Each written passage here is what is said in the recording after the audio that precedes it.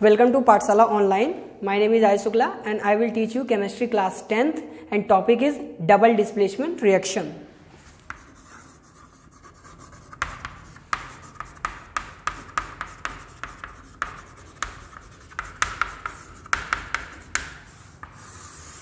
तो एक छोटी सी कहानी से शुरू करते हैं कि ये A और B हमारे दो दोस्त थे प्लस C और D ये भी आपस में क्या थे, दोस्त थे। तो बहुत दिनों से इनका मिलना जुलना नहीं हुआ था, तो इन्होंने आपस में क्या एक डिसाइड किया कि चलो आपस में दोस्ती को, फ्रेंड को क्या कर लेते हैं, एक्सचेंज कर लेते हैं। ठीक है, तो ये कुछ ऐसा सिचुएशन था कि ए बी था और यहाँ पे थे सी और डी। तो ए और डी आपस में डिसाइड करते हैं कि हम दोनों अब साथ में रहेंगे, तो ये हो जाते हैं ए डी। उसके बाद बी और सी डिसाइड करते हैं कि अब हम लोग साथ में रहेंगे, तो ये बन जाते हैं क्या, सी बी। तो बड़े ध्यान से देखने की क्या बात निकल के आती है कि ए के साथ पहले कौन रहता था, डी, लेकिन अब ए के साथ पहले कौन रहता था, बी, लेकिन अब कौन रहता है, डी। तो हम बोल सकते हैं कि पहला इंटरचेंज ये हुआ, मतलब पहला डिस्प्लेसमेंट ये हुआ। आगे बढ़ते हैं, सी के साथ पहले कौन रहता था, सी के साथ पहले डी रहता था, लेकिन अब सी के साथ कौन रहता है, बी रहता है। तो हम बोल सकते हैं दूसरा डिस्प्लेसमेंट ये है। तो सेम उसी तरीके का इस्तेमाल हम कर सकते हैं केमिस्ट्री में। केमिस्ट्री के कुछ chemical reactions, type of chemical reaction को हम डिफाइन कर सकते हैं कुछ इस चेंज से। सेम एक एग्जांपल में लिख रहा हूं, Na2SO4 सोडियम सल्फेट एक्वस में था, इसका रिएक्शन मैंने कराया किसके साथ, BaCl2 एक्वस के साथ कराया। ठीक है, अब क्या होता है कि अब जैसे मान लो सोडियम हमेशा मिलता है प्लस चार्ज में और ये सल्फेट मिलता है SO4 माइनस चार्ज में, SO4 -2 चार्ज में। तो हम बोल सकते हैं ये हमारे दोनों दोस्त हो गए और ये हमारा था बैरियम, ये मिलता है +2 चार्ज में और क्लोरीन मिलता है -1 चार्ज में। तो सेम वही करना है, ये A है और ये D है, तो इनकी दोस्ती कराएंगे तो ये बन जाएगा क्या, NaCl एक्वस। ठीक है, और अगर Ba है और ये SO4 है, अगर इनकी आपस में दोस्ती करा दिया और इनकी आपस में कराया तो इनका बन गया NaCl और इनका आपस में कराया तो ये बन जाता है BaSO4 सॉलिड। ओके, तो जब सोडियम सल्फेट का रिएक्शन बैरियम क्लोराइड के साथ हुआ तो यहाँ पे वही दोस्ती वाला क्वेश्चन कॉन्सेप्ट चल रहा है कि सोडियम की दोस्ती क्लोरीन के साथ हो गया तो NaCl बन गया। NaCl एक कॉमन सॉल्ट होता है, हम अपनी डेली लाइफ में खाना जो बनाते हैं उसमें जो नमक का इस्तेमाल होता है वो NaCl होता है। और बैरियम सल्फेट जब बनता है तो सॉलिड कलर में, सफ़ेद कलर का, वाइट कलर का, एक वाइट कलर का क्या आ जाता है, प्रेसिपिटेट। जब केमिस्ट्री लैब में इस रिएक्शन को परफॉर्म करोगे टेस्ट ट्यूब के अंदर में, तो जो तुम्हारा ट्रांसपेरेंट टेस्ट ट्यूब रहेगा तो वहाँ पे एक वाइट कलर का सॉल्टी फॉर्म में कुछ जम जाएगा, तो बेसिकली वो बैरियम सल्फेट होता है। तो जब इस केमिकल रिएक्शन को केमिस्ट्री लैब में परफॉर्म करोगे तो तुम्हें अल्टीमेटली पता चल जाएगा कि ये हो ना हो ये बैरियम सल्फेट ही है। चलो, तो ये तुम्हारे लिए कुछ क्वेश्चंस हैं, तो एक काम करो, इसको पॉज करो, ठीक है, और अपने आंसर्स लिखो, क्योंकि मैं लिखने जा रहा हूँ, फिर बाद में तुम लोग क्रॉस चेक करने ला आंसर लिखने के बाद। ठीक है, कर लिया पॉज। अब देखो, तो यहाँ पे पोटेशियम आयोडाइड है, तो चूंकि पोटेशियम होता है प्लस में, ठीक है, और आयोडीन होता है -1 में।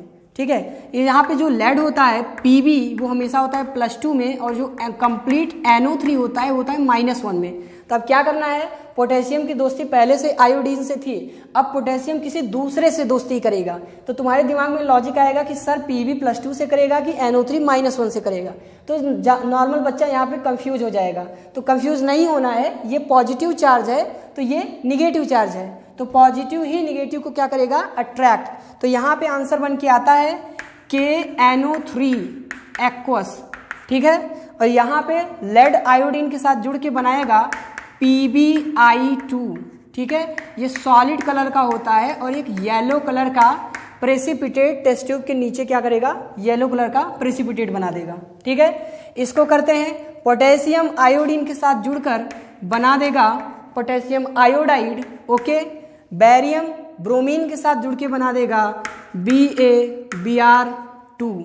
ठीक है, इस रिएक्शन की तरफ बढ़ते हैं, AgCl, आई थिंक यहाँ कुछ रॉन्ग है, यहाँ पे AgNO3 है, चेंज कर लेना, AgNO3 एक्वस है। ठीक है, क्वेश्चन चेंज कर लेना। तो AgNO3 में से Ag+ में Cl- में जुड़ के बना देगा AgCl सॉलिड में यहाँ से NO3 माइनस निकलेगा, यहाँ से सोडियम प्लस निकलेगा और ये बना देंगे NaNO3 एक्वस में। ठीक है, आगे बढ़ते हैं।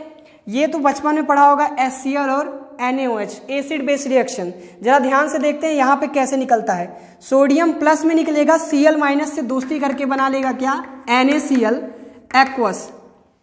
यहाँ से OH माइनस निकलेगा, यहाँ से H प्लस निकलेगा, दोनों जुड़ के बना लेंगे पानी लिक्विड। ठीक है, बैरियम क्लोराइड में बैरियम टूटेगा +2 में और सल्फेट टूटेगा -2 में और ये दोनों जुड़ के बना देंगे BaSO4। ये हमेशा सॉलिड में मिलता है, प्रेसिपिटेट की फॉर्म में आ जाएगा। ठीक है, यहाँ से कॉपर +2 निकलेगा, यहाँ से Cl-1 में निकलेगा, बना देगा CuCl2। ठीक है, यहाँ से फिर से वही काम, लेड +2 में निकलेगा, सल्फेट -2 में निकलेगा, बना देगा PbSO4 सॉलिड। यहाँ से सोडियम, यहाँ से NO3 निकलेंगे, बना देंगे NaNO3।